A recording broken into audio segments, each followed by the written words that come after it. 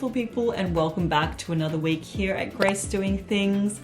I hope you're doing well and thank you so much for joining me again.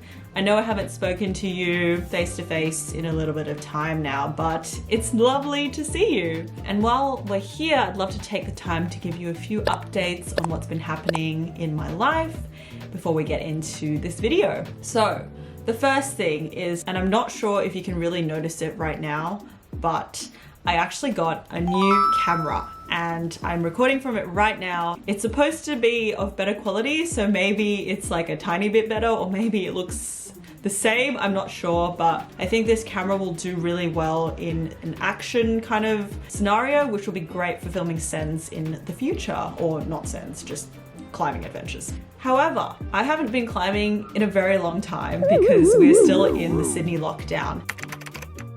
So back to the archives I went and I found some fun dynos from early last year that I thought you might enjoy. It was actually a really great session and I am excited to share that with you. So let's go. To start off, I tried out this funky looking pink climb with a unique dynamic approach.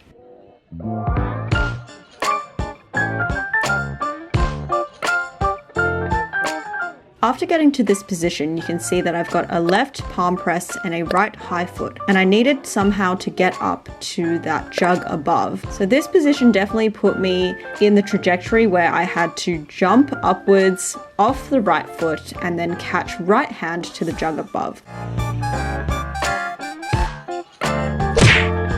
Here, as you can see, I really needed to press hard off that right toe, even though it wasn't really that good of a foothold, so I could swing with enough momentum to catch my right hand over to that jug above. And when I got there, my left hand automatically comes out, and I try to stab the wall with my foot to stop the swing, because it is a lot of power that you need to generate to catch above, when especially it would be more intuitive to catch with your left hand.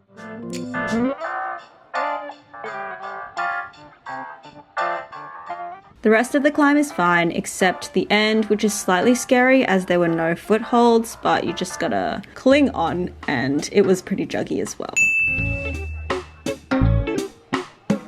And that was climb number 1.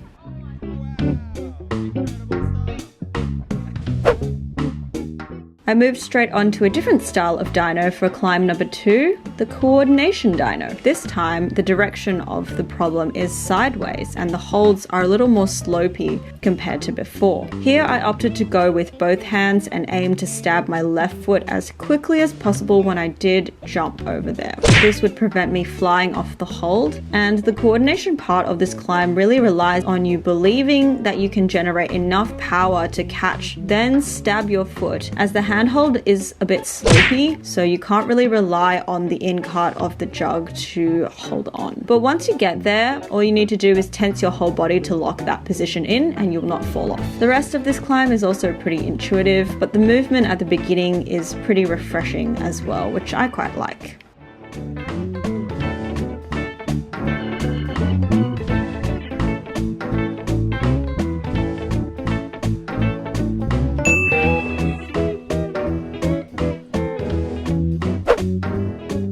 Okay, let's take a break from dynos and head to the cave sector. For some reason, I was really drawn to these cubes and I honestly really like holding them. The climb also looked pretty workable, so I just wanted to hop on and see.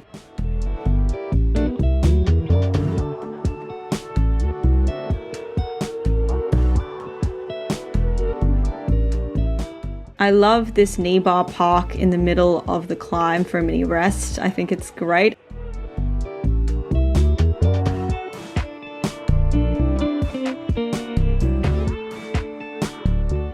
I would say that this part is the most tricky part, as you really need to have a dynamic move upwards to a pretty flat right hand hold on an overhung wall.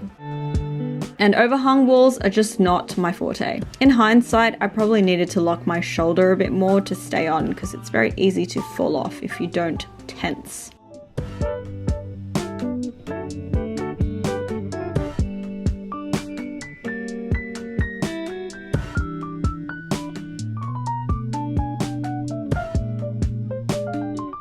It's okay though, we'll come back to it. You've probably realized that I love dynos on slabs by now. This next climb was exactly it. I was pretty excited to test my pistol squat and feature standing skills here, but whoops.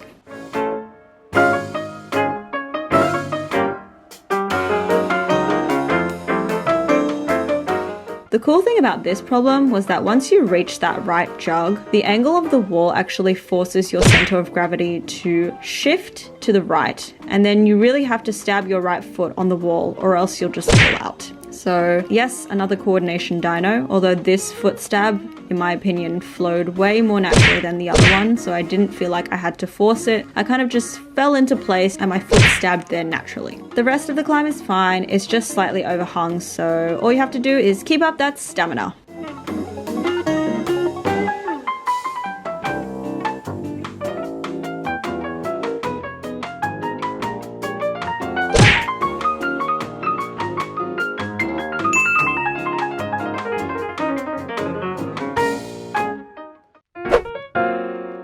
Okay, I told you we'd be back. So the beginning sequence is pretty self-explanatory from before. Here's me just getting through that.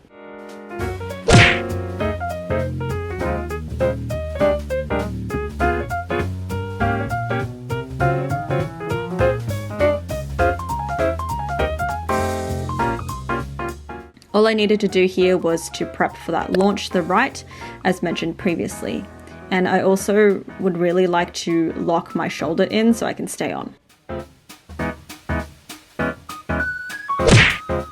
And there we go. I definitely freaked out right here after I caught it because there were no feet and I don't trust my upper body, but somehow I stayed on. I guess I just needed to trust a little bit more and put that foot on. And also rest a bit because I was just freaking out and also really excited that I made it this far. The latter part of the climb was crimpy, which I like, and pretty tiring because #cave things, but otherwise pretty satisfying. Here, my right foot really helped me distribute the pressure off my arms and reduce the pump. But it was definitely a good resting point for a little bit so that I could regather myself. And then the end was scary, but we made it. And that was it. A really good, workable climb as well. All right, what did you think about those climbs? In my experience, I feel that dynos are more of a mental barrier than they are a physical barrier. That's something that I've definitely been trying to work through in my climbing journey, and doing those dynos were super duper fun. Let me know what your thoughts are about dynos. Anyways, it was lovely to see you again, and thank you so much for all your support. I hope to see you soon. I hope you enjoyed this video, and I will see you in the next one. Bye!